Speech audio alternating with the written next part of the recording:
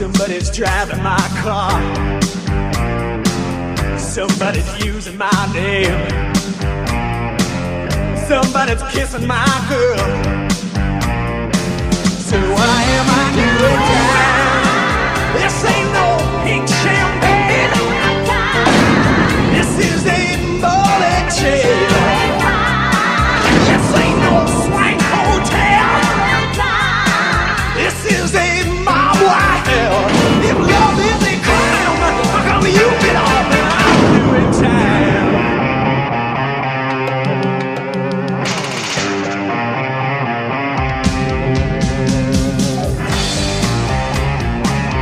Somebody bake me a cake. You better stick in a fire. You better buy me a judge. I've been set up and I'm doing fine. This ain't no pink champagne. This is a bullet chain. This ain't no swank hotel. I'm going to start here just a little bit.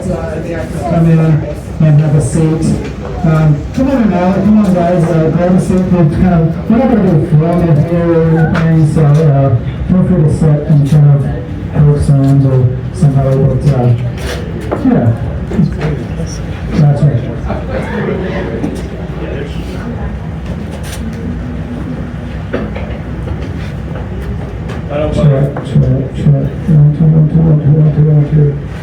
Awesome.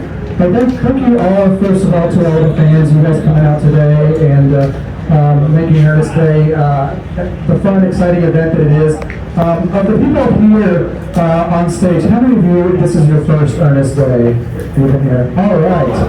Thank you guys for coming. And I don't know that he's down here yet, but Jacob Rougemont, he's my partner in crime. He's the guy that he just like badgers these people with emails to come, and he does not really want to speak for a show. Thank you for that. We're so glad you guys came, and the weather's been good, and the fans have really shown up for it. What have you guys thought about Ernest Day this year? Did it surprise you, or is there something that an experience that you had throughout the day so far that just really kind of blew your mind that you'd like to share? Yeah. You know what resonated with me? This is my third or fourth. How many of you people I recognize from the first 2 or 3? It's like seeing old friends again. You know, that's kind of cool. Anybody else? Melanie, was your first, this is your first one. Yeah, I'm speechless. A few times I really don't have, I'm speechless because this is such, like I said, I'm speechless. It's so much bigger and it's so wholesome. This is so wholesome. And it's become such a cult classic with such a following, and it gives you such a place to escape to. And it's just, what a gift. What a gift and what a blessing this whole franchise and Ernest is. And yeah, that's what I have to say. Just amazing. Oh, we got somebody else.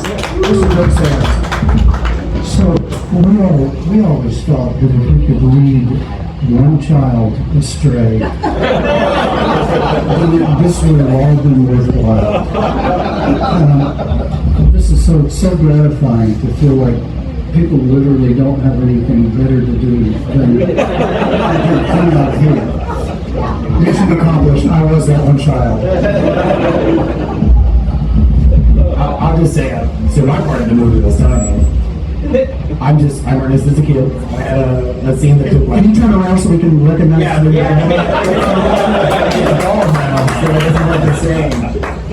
But it's surprising to how many people showed up and were like, "Oh, I know you!" Like so much. There was a teacher who came by and said, "Like, we used your scene at school. Like, they know this." So it's just cool how little things like that, like it resonates 35 years later. Yeah, I have to say, Joey, that's like my favorite bit, I think, in all of the movies, and I'm glad that it gets 2 times in the movie, as a callback or whatever. Just, yeah. It's in the commercials too. Yeah.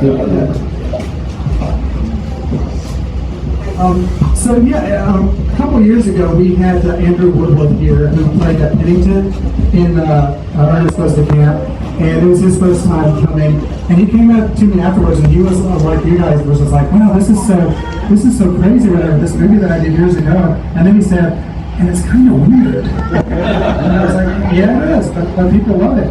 And there is just something very sticky about these movies that have stuck with people, that they just love and want to revisit.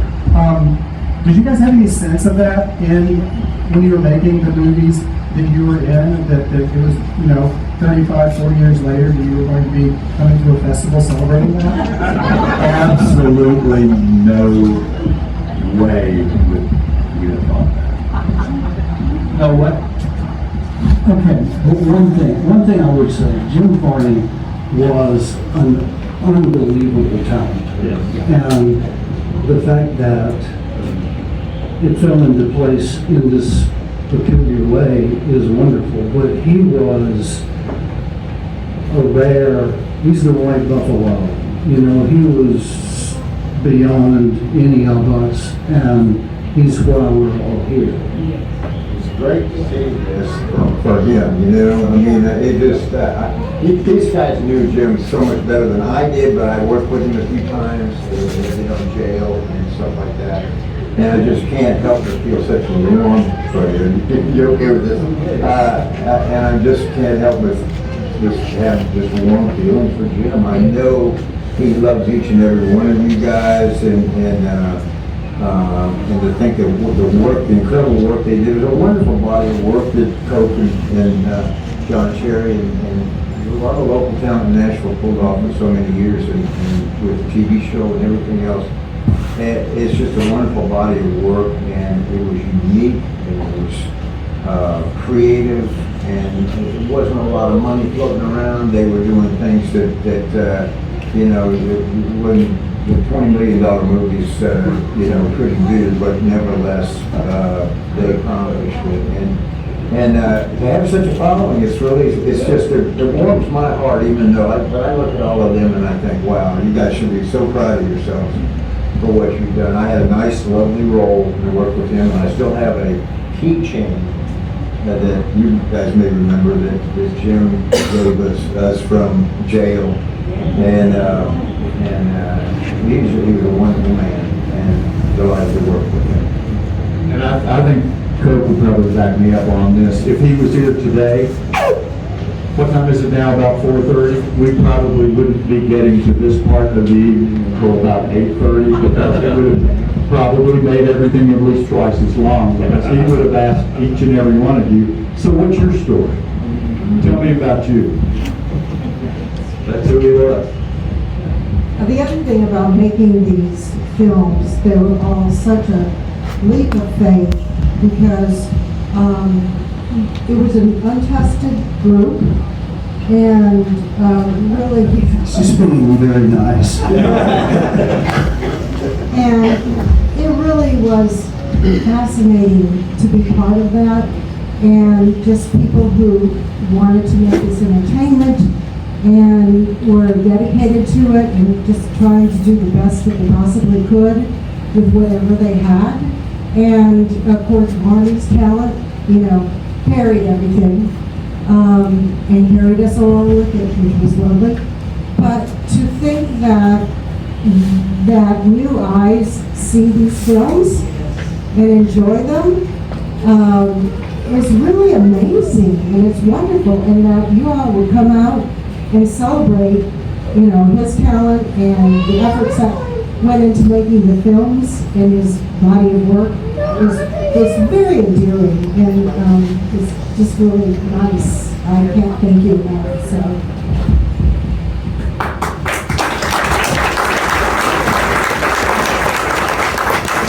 when you guys were working on the movies, did you have any personal interactions with the Jim or anecdotes? Did he coach you at all in any scenes, or was it hindrance to you? I don't know. I would just like to know what it was like working with him one-on-one or in a small group setting. Oh, it was fantastic. And yes, he did coach me a couple of times on a couple of things. He goes to jail, and as he goes to jail, we're supposed to be looking at it. Something was going on. He said, "No, Mike, big eyes, big eyes." Oh, that was like, and then just in between scenes, I mean, that's where you really got Barry Scott, who was in Goes to Jail, played the convict with the gold tooth. Barry and I have been friends for a long time, but we were sitting around having a conversation about football. We're talking about the NFL, and Mario Tuiasosopo. Some of you guys remember that guy playing football for and it was when Samoans first started coming into the league. So we were sitting there having a conversation, Barry and I were talking about Mario, and somebody said something about, "Oh, yeah, I think it was you." No, Jim heard us talking, and Barry said, "I think it's kind of odd that we have Samoans all of a sudden coming in to the National Football League." Well, Jim was sitting right there next to us, and he said, "Oh, well, that's because the Samoan people, Islanders, have the highest bone density of any people on the planet." And he came by right after that, and I told him what Jim had said, and he said, "Oh, well, that's probably because he was up reading Margaret Mead last night, and that's why he would know." And that was my first insight into what lived in Jim Varney's head, that he knew. You know how some people say they know a little bit about everything? Jim knew a whole lot about everything. He had one of the most eclectic minds of any human being I've ever met in my life. Yeah. And he had, I had many conversations like that, and he asked and said, how do you know all that? He said, "Well, I have a photographic memory and I read a lot." And so literally anything that went in was in. And he had jokes cataloged. We would do bits, you could go down, let's do mother-in-laws, let's do food jokes. And you could go and go and go. He was the reason we're all here today. Yeah. Was that invigorating on set for you as an actor or writer or anything? Or did you feel like it was pressure to live up to that and kind of keep up with them? Absolutely. Yeah. I mean, what you want is the lead guy that's going to be 100 yards down the field and everybody's trying to catch him. Yeah. You know, the average, us guys, the dull normal, there are plenty of us. The lowest common denominator, we're here today. But the bright shining, you know, the unicorns are, you're lucky if you ever see one.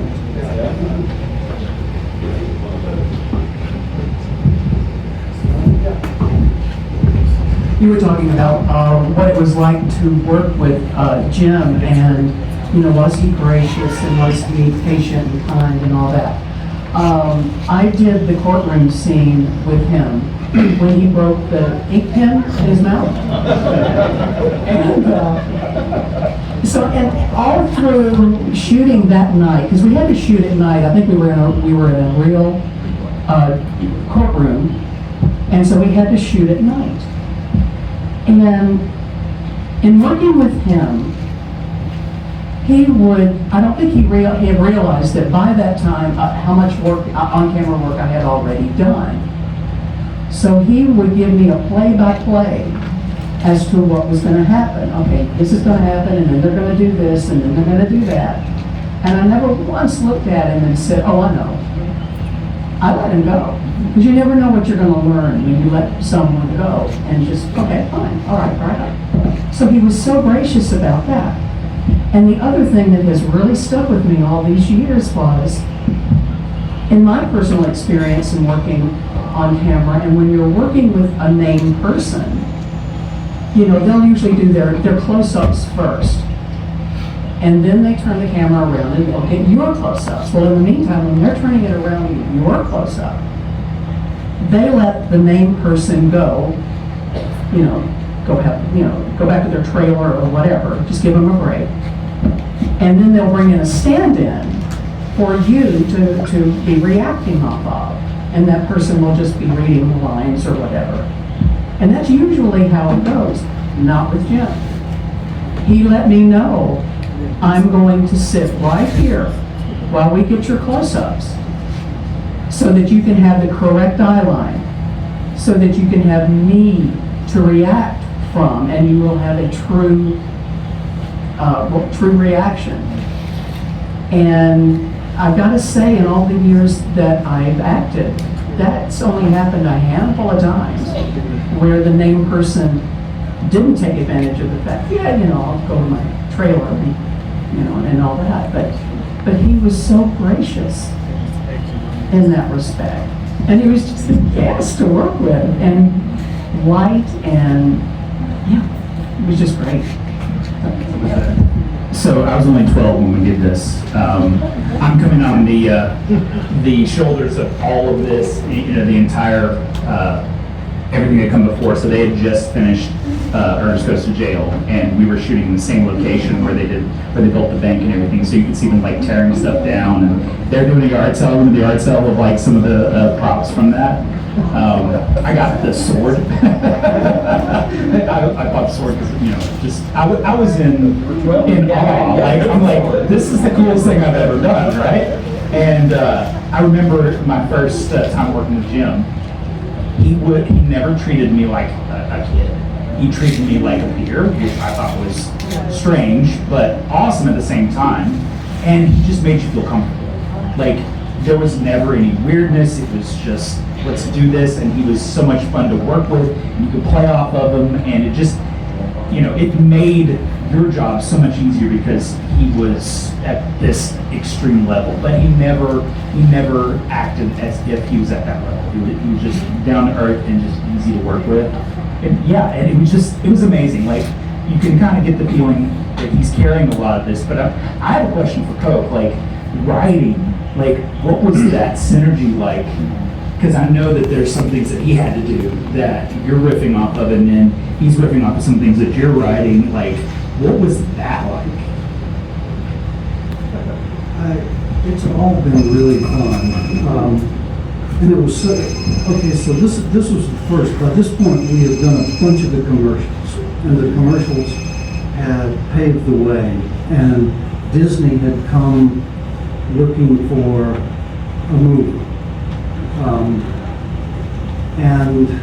And so by that point, the guys at the agency, let's say Jim Varney was the essential point on it all.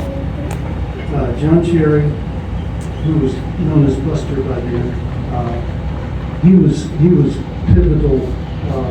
All the guys at the ad agency, Dan Butler, Steve Leisure, Glenn Petak, those guys had formed so much of the character and the art direction, sort of the crazy, the Mad Magazine fused with Buckaroo Banzai, that was fused with Jerry Lewis. It was all of that stuff was sort of waiting there to be brought together into stories. And so that was kind of, it felt like everybody started feeding off everybody.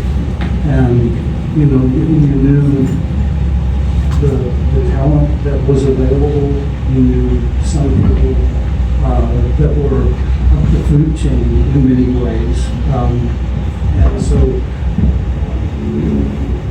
And so then we just got lucky to some extent, because you just make things, you take your best shot, you try to be relatively objective, and then, you know, you throw it out there. And Disney was both great to work with and difficult because they had no context for any of this. But yeah, I'm not sure of the question at all. But the way it generally works is you write some stuff, Buster and I wrote a lot together, and then you start reading it with John, and you start incorporating things in there, and then you take it into rehearsal and table read, where everybody is reading the part, and you see how it holds up when you actually hear it, and then you just rewrite and rewrite and rewrite. And the great thing about film is you get to do that literally until it's in the theaters. All the way through. If blood leaks, you can make it better. They're losing faith. Yeah, I'd like to, Michael, Well, I was just gonna. Yeah, and I'm sure Coach doesn't remember this at all, but I started Goes to Jail, which was my first one. I started as an extra. I was going to be a featured extra, just the warden's assistant. So we shot 2 or 3 scenes with me being the warden's assistant, and I showed up one day to the set, and I was going to be used later in the scene. And Jim had me come to his trailer because he heard my wife and I had just gotten back from England. We'd never been abroad before. And Jim said, oh, I'm a bit of an Anglophile. Mind if I ask you a few questions? And I said, oh, no, not at all. So we're in his trailer, and we're talking about me being in England. And all of a sudden, people were yelling my name outside. And I heard Charles Napier yelling my name. Charlie Napier, who played the warden of the prison, who you saw in TV and movies everywhere. And I opened the door, and I went, I'm not supposed to be anywhere. And Charlie said, Mike, you're in. You've got lines. And Jim clapped me on the back and he said, you're in the club, baby. Go get it. And so I ran, they put me, I can't remember, it was in a golf cart or what, we were in East Nashville, shooting in a scene in East Nashville. And I get out of the golf cart and here comes this guy with pages in his hand, giving it to me going, okay, here's your lines are right there. Okay, you say those. And that's how I ended up with a principal role in that movie. And then when we got over to the back to shoot there, you also handed me a page.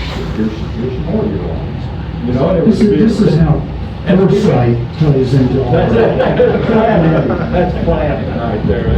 It was just movie making by the seat of your pants, and it kind of worked. No, terrible.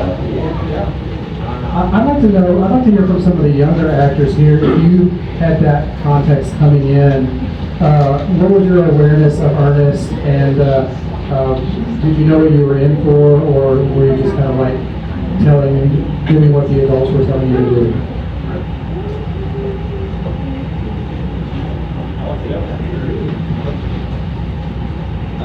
So I hadn't seen the other movies, and the TV show happened by what about the cartoon? Yeah, I remember. Or maybe did I make that up? No, Okay, so I had seen all of that. I was aware. I think it was my first and only feature film, so all of that was incredibly overwhelming. I didn't have any scenes or anything with Ernest himself, but I do remember my first day on set. I was in hair, and they were giving me a haircut, doing all the things, and he walked in to get his haircut, and I was just like. And I don't think I said a word.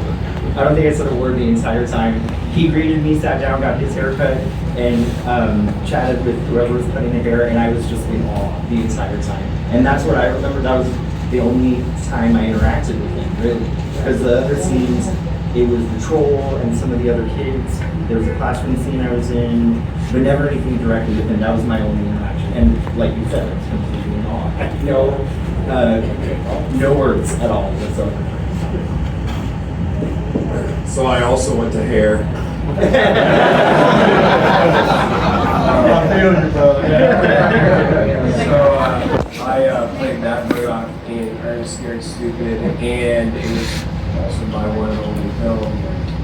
You were asking what it was like. So I had no idea what to expect. Obviously, I knew Ernest. I definitely did not expect to be running through a dumpster. That was not expected. I didn't. The wildest thing for me was I showed up one day and we took a break from filming, and someone says, you're gonna go to your trailer, and I go, what trailer? And sure enough, like the real stars, there's a trailer with my name on it and a chair, and that blew me away at 12 years old. That and the trash can scene were basically blew me away. In terms of the gym, my story of the gym was you're talking about a guy who knows everything. We were filming, took a break one day, and I walk over there to say hi to him, and he's got a service merchandise catalog. Okay? And he's looking, so I say, Jim, what are you looking at? And he, well, I'm looking here at the cameras. And I go, cameras? And he goes, yeah. And he goes, now, you know what the difference is between these cameras? And I go, nope. And he started explaining for like 10 minutes, and the plumbers are glazed over. And he's breaking down the different cameras. And that's when I realized this guy's brilliant. Like, he is a brilliant dude. He's super smart. And he was even smarter for making the franchise that he made because, like a lot of those slapstick guys, right? The Jim Carreys and the Will Ferrells. Jim Varney was a smart guy, and that came through clear. So that was my experience, just working with a smart guy who was obviously very talented. I still like Joey, let me ask you, because you're one of the few people other than Jim Varney to play Ernest, were you given any pointers? I know it was kind of a small little bit part. You only had one or two things to do, but I mean, the details matter. So was there any guidance you were given, either from Jim Varney or John Cherry? Well, I'll step back for a second. Going back to your question from earlier about experiences with Jim. Yeah. So I didn't audition to be Little Ernest. I auditioned to play Kenny or Jimmy. Did a bunch of callbacks, and I can remember actually distinctly from the first audition I came into, and like one of the directors or somebody in a room, and they were trying to coach me through reacting to a troll or something coming at me. And I, as a kid who had not done a whole lot of acting, I mean, it was pretty new to it. I don't think I was doing the best job at selling it. They just really can't give it to me. And I really wasn't giving them what they wanted. And lo and behold, in the middle of my audition, here came Jim Varney. Just popped into the room out of nowhere. I don't know where it came from or why he was even there. I mean, I'm just a random kid auditioning for this part. And he just said, no, you're going to really give it to him. Sell it. Scream like you mean it. And so it was probably 3 minutes of Jim just getting me to scream as loud as I could in a room and just giving everything I got. Didn't know the guy. I sort of knew him. I grew up in White House. He lived in White House like 2 streets over. I didn't know him. But I mean, I knew who he was at least.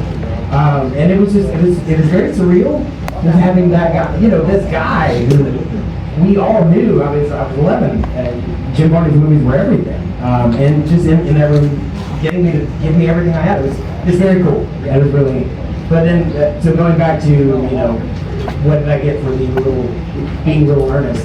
Not a lot, mostly because, it was really like kind of a one-off thing. I think they almost kind of threw it in a little bit. I went through a lot of rounds of trying to be him, and physically I just didn't match up with the other kids very well. So they were just like, oh, we love you as an actor, but we can't really use you, so we're going to put you in this spot over here. So it was just kind of a show up on the day and be Ernest. So it was really about the wardrobe, obviously. Not a whole lot of coaching given, but it was really cool. And like you said, weirdly, even me, I had my own trailer, which was super cool as a kid that just showed up for like an hour of work on myself.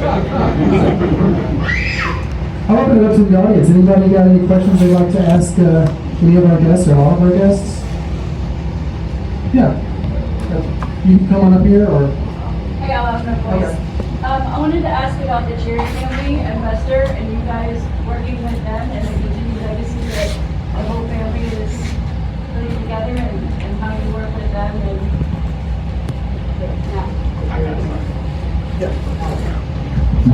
This will say a little bit about the family. So, if you walked through the signing, you saw my little statue from Ernest Scared Stupid. That statue was not originally mine. I had always wondered where it was, didn't know anything about it. My mom was working at a bank, and I can't remember who it was, but it was somebody that knew the family and had found out that mom was, the mom to me, and that I was in the movie. And unbeknownst to them, or to her, she went and talked to the Cherry family and convinced them to send the statue to my mom to give to me. Like, and wrote a handwritten note and thanked me for being a part of it and best wishes, and it was very heartfelt. It made her cry, it made me cry. Like, that's kind of a testament of how much they cared about the franchise and about the people. It meant a lot to me, and I think it says a lot about family. They've been great, let me just say. So I've worked with them for 30, 40 years now, and they're involved. They feel lucky they grew up around this craziness. Two of them were, I think, tragically affected by it in a good way. Buster was a blast. He was a force of nature. I've lived in Nashville forever. I've been part of the film community here. We've worked with so many people. MMA is here. Her dad was the camera operator, was director of photography on all of those commercials. People refer to her as the daughter of Vern. It was just the whole franchise meant so much to the community here because it gave work. Before music videos were here, before a lot of other work was here, and it stayed local, and it's been a boon to many of us. We had a question from the gentleman back there. Yeah. Me? Yeah. My question is this. I think we can all agree there would be no replacing Jim Varney as Ernest. However, it's been a personal question of mine for years.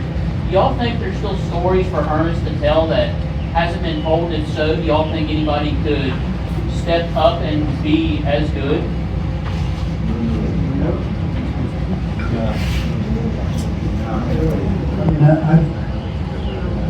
We flirted with some ideas. We've tried some other things with the Cherry family's consent. But, you know, I think there's some things it's better just to let it be and move on. It feels like there's sequels to everything now, and movies with numbers behind them. You know, I think you're lucky if you get hit by lightning once. Having said that, though, I will say that there are obviously lots of Ernest fans out there, and anything that reaches a certain level, there's fan fiction and other things. But you know, we have the Ernest Goes to Comics people coming out with a book soon, and other things. Josh Cherry is always kind of thinking about some things. So maybe Ernest could exist in a different medium with that, because you know, I think that there are some people that know the Ernest nature and character and can kind of capture a little bit of that lightning in that medium. So hopefully we'll see some more of that. Any other questions from the audience? Yes, the weird number.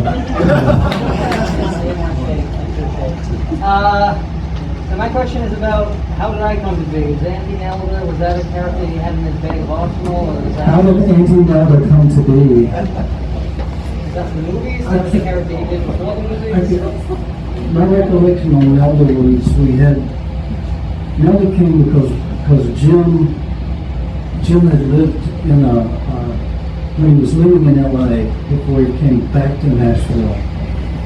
There was a woman in his apartment complex that got up in the morning and complained about her husband all day, and he had the voice down, and he would do that character for over and over. Steve Leisure, who was at the Hardin Cherry agency, called me one day and said, "Neck brace." The key is neck brace. And so I give full credit to Steve Leisure for that one. And that's kind of how everything worked back then. It's like Jim had an idea, here's a funny character. We were adding lots of characters into the stories, and then Steve Leisure says, neck brace. And Barney literally had a rubber face where you could pull his skin, and yeah, so it was a group effort. You can really tell in a lot of the movies, especially like Scared Stupid, when he's running through all of his characters, he's doing impressions of Walter Brennan and John Wayne and all these others. So I get the sense that Jim Varney was an impressionist, and so these characters like Auntie Nelda, they weren't characters, they were impressions of people that we didn't know. It was, and he was just giving them a different name and giving them a new life. Any other questions here? Yeah, in the back. I had like 2 questions. Okay, question number 1 would be, do you, like your families, like, because now most of you all have like kids or grandkids or you know, like that kind of stuff. Do they watch this stuff and just be like, oh look, there's mom, or oh my god, what's grandma doing? And then I guess like the second part of it that I forgot. I'll think about it in a second.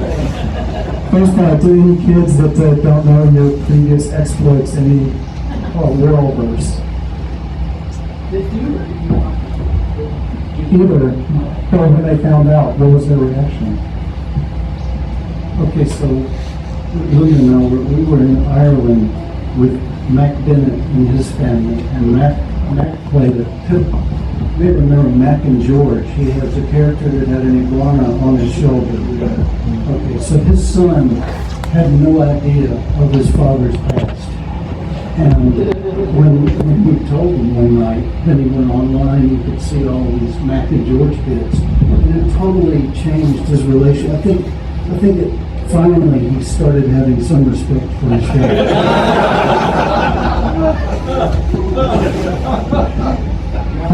Jesse found his father that day. Did you want to share the story that you were sharing with me earlier, Ms. Melanie? Or did you have another one? Oh, this is another one. That's a great question because I had started dating a man right before the filming of Jail, so late 80s. And he had twins from his previous marriage. And it was a big deal when the girls found out that the new girlfriend of his father wasn't Ernest. Wasn't Ernest. And boy, I made a lot of points and got Yes. All right, we're going to wrap it up here a little bit. Any other questions from the audience to round us out? Yes, sir.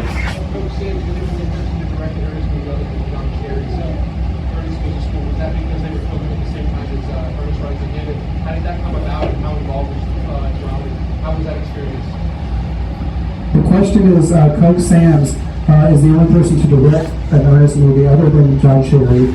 Was the reason for that because they were filming at the same time, or was there another thinking for that? We were doing moves in Canada. That's what it was. And yeah, also we wanted to leapfrog so that Buster would do one, I would do one, he would do the next one, and so on. And yeah, and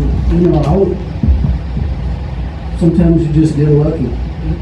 And we had been, we'd done a lot of work together. We'd worked together for years then, and yeah, and it was fun. It was a whole different experience because we had done everything down here, and we went to Canada because of some money thing.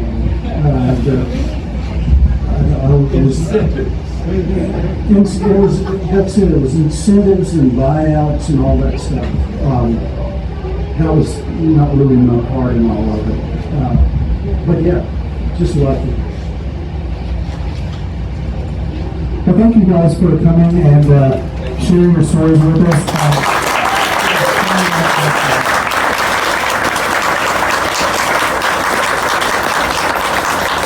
You are more than welcome to hang